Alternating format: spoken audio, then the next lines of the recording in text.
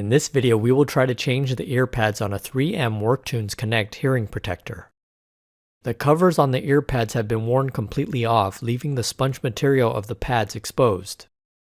With everything else in working condition, we are going to replace the earpads. What remains of the earpads may have been pulled off, but I used a pick tool to get underneath and start the removal. Once the pick tool loosened part of the base, I pulled the pad off by hand. This process was repeated for the second earpad. Once the old pads were removed, some of the glue remained. I used the head of a screwdriver to remove this glue.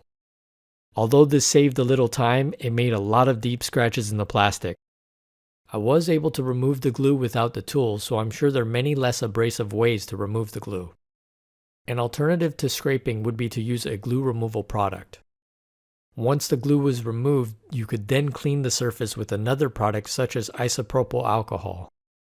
Here is a little bit of background about this model of 3M WorkTunes. The 3M WorkTunes Hearing Protector is 24 dB NRR or noise reduction rating. In addition to hearing protection, this headset features stereo headphones, microphone, and Bluetooth wireless. There are also connectors for headphone audio cable and USB cable to charge the battery. Getting back to the process, I wiped the plastic surface with a paper towel. These pads look close to, if not the same as, the actual replacement part. The cover for the adhesive on the new pads was also labeled 3M. After removing the cover, the pads easily fit into place over the plastic. I compressed the first pad with my hand to help set it in place. The process was similar for the second pad.